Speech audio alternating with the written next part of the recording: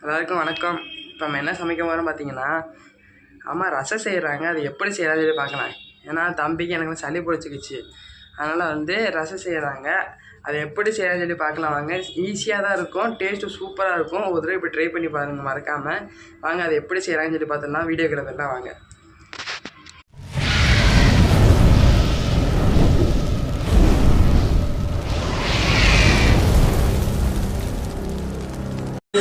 பாருங்க தக்காளி செய்யுது. இதுக்கு ஃபஸ்ட்டு எடுத்தோடனே சீரகம், மிளகு, 3 காஞ்ச மிளகா, பூண்டு தோலோடு போட்டுக்கோங்க. பூண்டை இதெல்லாம் போட்டு நல்லா நைஸாக அரைச்சி எடுத்துக்கலாம் வாங்க.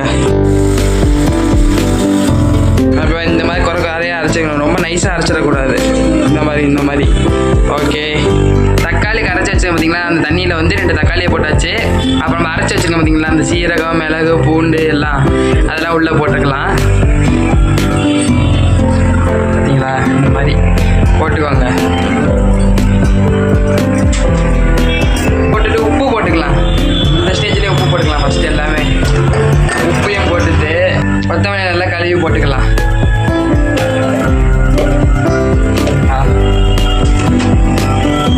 கழுவி போட்டுட்டு மஞ்சத்தூள் போட்டுக்கலாம். கொஞ்சமாக மஞ்சத்தூள் போட்டு பெருங்காய பொடி கொஞ்சமாக போட்டுக்கலாம். பெருங்காயத்தூள் கொஞ்சமாக போட்டுட்டு நம்ம போட்டு வச்சதெல்லாம் நல்லா கரைச்சி எடுத்துக்கோங்க. தண்ணி ஊற்றிக்கோங்க. அடுத்து அடுப்பை பற்ற வச்சுக்கலாம் வாங்க. அடுப்பை பற்ற வச்சு இந்த மாதிரி எண்ணெய் ஊற்றிக்கலாம். கொஞ்சமாக எண்ணெய் ஊற்றிக்கோங்க. ஒரு வடச்சட்டி வச்சு ரசத்தை தாளிச்சு விடுறதுக்காக எண்ணெய் ஊற்றி வச்சுட்டு இந்த பக்கம் பார்த்தீங்களா சாம்பார் ரெடி ஆகிட்டு இருக்கு. இந்த பக்கம் சுண்டல் வெந்துட்டுருக்கு. கடுகு கொஞ்சமாக போட்டுக்கலாம். கடுகு கொஞ்சமாக போட்டோடனே கடுகுல ஒயிட்டாக பொரிஞ்ச உடனே வெடிக்குது பார்த்தீங்களா, இந்த மாதிரி வெடித்த உடனே கருவேப்பிலை போட்டுக்கலாம்.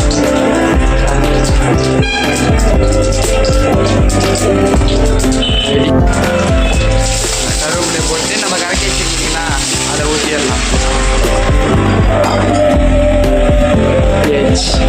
அவ்வளோ ரசம் ரெடி ஆயிடுச்சு. ரொம்ப கொதிக்க விட்டுருக்கக்கூடாது. எந்த ஸ்டேஜில் நான் இறக்கணும் அதை உங்களுக்கு நான் காட்டுறேன்.